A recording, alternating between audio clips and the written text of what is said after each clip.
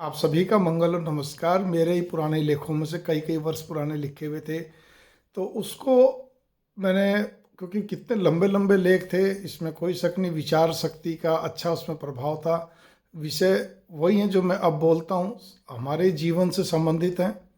तो एक नई सीरीज शुरू कर रहा हूँ इसी प्रकार से अपने पुराने लेखों को, जो कि आप सबके काम आएंगे। फिलहाल मैं अब जो लेख का पूरा पूरा पढ़ के बोलूँगा, क्योंकि इतना एकदम से याद नहीं होता अपने लिखे हुए को। तो उसके अंदर क्या चीज़ है, उसके अंदर यही है जिन पर ये बातें लागू होती। देखिए, हर पहलू को हर दृष्टिकोण से देखना चाहिए। आकलन करने के लिए भी विवेक का भी प्रयोग करना जरूरी, खाली बुद्धि से नहीं। इसलिए कहते हैं विवेक बुद्धि दोनों एक साथ है, तब आपको लगेगा कि हाँ ये चीज़ें किस तरह से लागू होती हैं ये चीज़। अब पहला जो मेरा आज जो मैं लेख शुरू कर रहा हूँ उसी को पढ़ने जा रहा हूँ, क्योंकि ये लेख किसी समय में किसी के विशेष अनुरोध पे लिखा गया था। उन्होंने कहा था जी आप इस चीज़ पे भी कोई लेख बनाओ, तो मैं बहुत दिनों तक इसके लिए पॉइंट्स इकट्ठे करता रहा। और मैंने कहा ना, कई बार एडिटिंग हुई, अलग अलग समय पे अलग अलग साल पे भी इनको लिखा गया, सारी चीज़ें थी। तो ये विशेष अनुरोध पे है और पूरी तरह मनोवैज्ञानिक सत्य है ये, कि दाम्पत्य जीवन में केवल एक संबंधों का ही असर नहीं पड़ता है कि संबंध आपके कम हैं ज़्यादा हैं, वो तो अलग चीज़ है, कम है होना और उसका अभाव होना, लेकिन साथ साथ में ये भी होता है कि उसके विचार शक्ति भी। तो विचार और दाम्पत्य जीवन में जो संबंध, शारीरिक संबंधों की बात करूं, दोनों का तालमेल होना बहुत जरूरी है। ठीक है, बढ़ती उम्र के साथ जो भी चीज़ें आप देखेंगे, तो यहाँ पर यह कि एक व्यक्ति स्त्री पुरुष के तन मन को पूरी तरह प्रभावित करता है, इस चीज़ पर आप गौर कर लीजिए।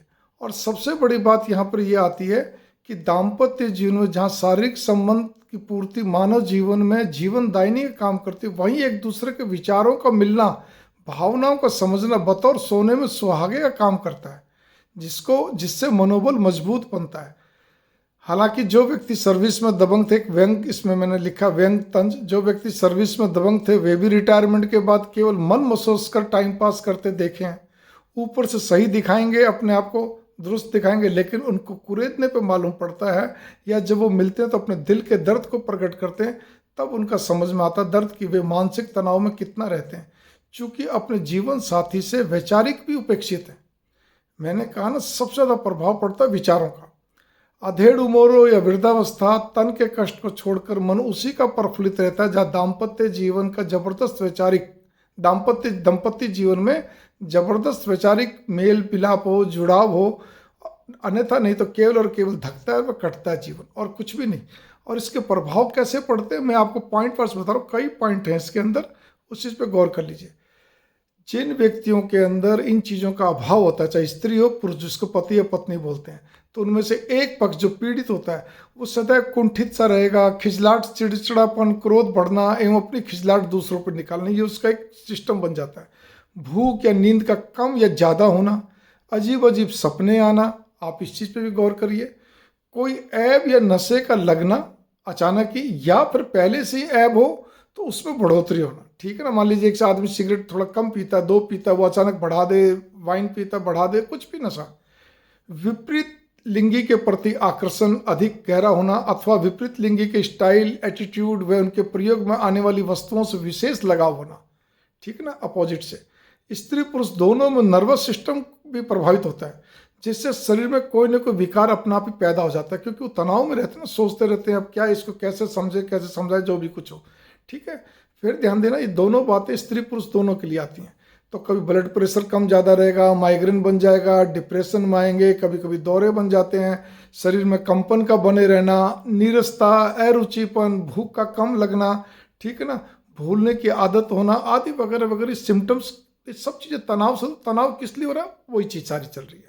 दाम्पत्य जीवन में खट्टास और झल्लाहट का बने रहना, एकदम बस मन खट्टा से रहता है, क्या मेरा जीवन है बताओ आप। ठीक है ना, ऐसे मतलब हो जाते हैं, झल्लाहट बनी रहती है। और कहते हैं एक दूसरे में कमियां निकालते रहना, क्रिटिसाइजर, फॉल्ट फाइंडर हो जाएंगे, नहीं थे तो भी गुस्से में आना, चिड़चिड़ाहट होना। ठीक है, और सबसे बड़ी बात है, कई बार माइंड डाइवर्ट, जब आदमी सोचता चलो मैं अपना माइंड डाइवर्ट करता हूँ इधर से उधर, तो कई बार गलत चक्कर में ही पड़ जाते हैं, या गलत लोगों के धक्के भी चढ़ जाते हैं। ठीक है ना, मतलब उनके उसमें आ जाते हैं, इन्फ्लुएंस में।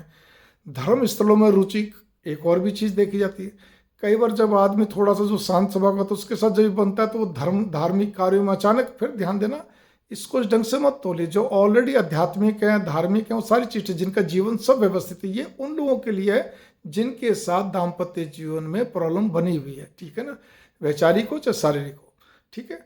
धर्म स्थलों में रुचि का बढ़ना, किसी न किसी जगह से वो जुड़ जाते हैं और अपने घर में ज़्यादा समय देने को बजाय वहीं पे अपने आप को समर्पित करने की चेष्टा करते हैं या कर देते हैं वो, जिससे कि वहाँ पे कोई जिम्मेदारी ऐसी ले लेंगे जिससे ज़्यादा ज़्यादा टाइम उसी में लगा रहे, अपना मन डाइवर्ट हो गया। किसी भी पॉजिटिव क्रिएटिविटी में स्वयं को पूरी तरह लिप्त करना, कि ताहम किसी भी तरह का कोई गेम हो या कुछ भी सामाजिक गतिविधियों जिसमें उनका रुझान बढ़ जाना अचानक ही, या पहले था तो और बढ़ जाना, मतलब अपने आप को किसी न किसी तरह संलिप्त रखना किसी भी क्रिएटिविटी में, धर्म में, किसी भी चीज़ों में। घर में जानबूझकर देरी से आना, समय पर आकर फिर अपने मित्र मंडली में चले जाना या उनके साथ बैठ के अपना कहते हैं कुछ भी, या क्लब में चले जाना, अपना गेम खेलना, गपशप मार के फिर रात को लेट आना, ठीक है ना, या पूरा करके चाहे समय पे भी आ जाएं 1-2 घंटा बिता के, लेकिन अपना टाइम मनोरंजन पूरा करके आना, ठीक है। बात दोनों के लिए है। अपने काम में स्वयं को अत्यधिक व्यस्त रखना। कई व्यक्ति ऐसे जो अपने काम में व्यस्त रहते हैं क्योंकि उनको अपनी कमजोरी मालूम होती है। व्यक्ति का मतलब चाहे स्त्री हो चाहे पुरुष हो, वो अपने काम में तल्लीन रहते हैं, उनको काम से फुर्सत ही नहीं मिलती, सारे दिन काम में लगे रहते हैं, या अपने आप को फिर तल्लीन और कर लेते हैं ताकि दिमाग इधर से उधर ना दौड़े, ठीक है ना। घर में फ़ोन या टीवी गैजेट्स आदि में सबसे अधिक समय देना। नॉर्मल तो आजकल सभी सोशल साइट में दे ही देते, लेकिन जब जरूरत से ज़्यादा हर चीज़ हो जाए एक्सेस में, तब फिर वो दौड़ता ना दिमाग, आखिर ऐसा क्या हो रहा है, ठीक है। नहाते समय अधिक समय लगाना, ठीक है ना, या व्हीकल तेज चलाना, बहुत तेज। कोई असामान्य व्यवहार या अजीब हरकत जो सामान्य व्यक्ति नहीं करते, या पहले वो सामान्य थे अचानक उनके अंदर एक अजीब परिवर्तन आना शुरू हो जाए, स्त्री या पुरुष हो। शारीरिक अभाव में या वैचारिक क्या कहते हैं बिल्कुल भी नहीं मिलना, उत्तर दक्षिण होना स्वभाव में। स्त्रियों में तो खास तौर पर नर्वस सिस्टम्स इतने जबरदस्त ढंग से प्रभावित है क्योंकि वो कोमल हो स्वभाव की होती हैं, तो उनको बड़ा भारी असर पड़ता है, तो उनको भी दौरे आना, एक डिप्रेशन में आना, ठीक है ना। कोई गायनोलॉजिकल भी कई बार समस्या इस टाइप की कुछ बन जाती है या जुड़ जाती है गायनी प्रॉब्लम से रिलेटेड, आप ये समझ लीजिए, ठीक है। इसी प्रकार से कई स्त्री पुरुष में जब इन चीज़ों का अभाव चलते हैं, वैचारिक मिलन बिल्कुल नहीं होता, शारीरिक संबंधों का अभाव पड़ जाता है, जो भी समझ लीजिए, तो उनमें क्या रहता है कि अचानक ही क्या कहते हैं कामुकता बहुत बढ़ जाती है कईयों में तो। और कामुकता बढ़ जाती है तो वो क्या कहते हैं इधर उधर की फालतू बातों में भी रुचि बहुत लेना शुरू कर देते हैं, ठीक है ना। उनका विपरीत की लिंगी के प्रति इतना आकर्षण हो जाता है कि अब उन बातों में, उन चीज़ों में जिसका कोई हद नहीं। स्वभाव में रूखापन, जिद्दी, कठोरता, निष्ठुरता, हर बात में एकदम से तुनक मिजाजी होना, आप ही समझिए मतलब, ठीक है। इस तरह के व्यक्ति अपने कार्यस्थल में अपने स्वभाव से भी सभी के अंदर एक टेरर बनाए रहते हैं। जब आदमी जोर से बोलता है, चिड़चिड़ा के बोलता है, या हमेशा खिजलाहट में रहता है, या हर बात का किंतु परंतु जिद्दी लगाता है, तो सामने वाले भी चुप जाता है, भाई इसको ना छेड़ो, इसको ना ज़्यादा बोलो, नहीं तभी चिढ़ जाएंगे या चिढ़ जाएगी, जो भी कुछ है। धीरे धीरे ऐसे व्यक्ति समाज से कटने लगते हैं।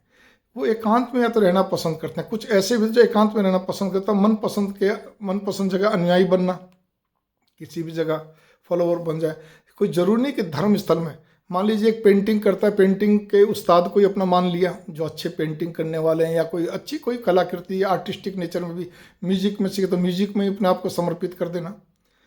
अधेड़ उम्र या बड़ी उम्र में तो ये कुंठा इतनी ज़्यादा बढ़ी भी रहती है कि वह कुछ ऐसे काम पकड़ लेता है जिससे उसका टाइम पास हो, अथवा धर्म में या सामाजिकता में समय देना चाहता है, परंतु मन उचाट या नीरस सा रहता है। ये इतना हार्ड फैक्ट कटु सत्य है कि मैं क्या बताऊँ आपको अच्छे अच्छे अधेड़ उम्र के, बड़ी उम्र के ऐसे दिखेंगे जो अच्छे अच्छे काम करें या चुपचाप शांत, लेकिन अंदर से वो बड़े उचाट से रहते हैं, कचोट, या अपने आप को किस तरह शांत रखने का प्रयत्न तो करते हैं, लेकिन पूरे दिन पे मालूम पड़ता कितने शांत हैं। भारत में स्त्रियों के साथ तो अजीब स्थिति हो जाती है, चूंकि अभी भी अधिकांश स्त्रियां उसी चार दीवारी में रहती है, इसलिए जीवन साथी की उपेक्षता, नीरसता वगैरह आदि उनके अंदर चिड़ पैदा करती, कुड़न पैदा करती है। फलस्वरूप वो मन मन में कुड़ती रहती हैं और डिप्रेशन का शिकार हो जाती हैं। आप इस चीज़ पे गौर करिए, डिप्रेशन में आके बीमार रहने लगती हैं। निष्कर्ष इतना ही मैं आपको पहले ही बताया ना, ये इसके आपको एस्पेक्ट्स आपको बताएं क्या क्या इसके असर पड़ते हैं, और भी होते होंगे, लेकिन जितना मैंने अध्ययन करा, मैंने समझा, जो मेरे पास आते हैं उसका आपको निचोड़ बता दिया। तो आप इस चीज़ पे देखिए, अगर कोई इस तरह की उपेक्षित है एक पक्ष से, तो उसको इस चीज़ का ध्यान रखना चाहिए कि ऐसी चीज़ों में ना आए, अपने आप को बहुत संयत भाव से रखे। इसको मान लो कि मेरे पूर्वजन्म के कर्म, मैं पूर्वजन्म नहीं मानता तो अपना भाग्य, नियति कुछ भी मान लो। जब रहना उसी जगह तो अपने मन को आराम से टिका के चलिए। मैं मानता हूँ आराम से नहीं होता, लेकिन फिर भी टिकाना पड़ेगा ना। तो बजाय उल उजुल हरकतें करें और इधर उधर करें या अपने आप को निराशा में लाएं, डिप्रेशन, तो क्या फ़ायदा ना। अपने बच्चों पे ध्यान दीजिए, अपने स्वभाव पे ध्यान दीजिए। बड़ी उम्र के हो गए तो बच्चे भी सब शादीशुदा के अपना दूर दूर रह रहे हैं, उनका अपना जीवन चल रहा है। तो फिर आप अपने आप को किसी तरह प्रभु स्मरण में लगाइए या किसी अच्छी चीज़ों में लगाइए जिससे क्रिएटिविटी वगैरह में मन लगा रहे। मंगल कामना, नमस्कार।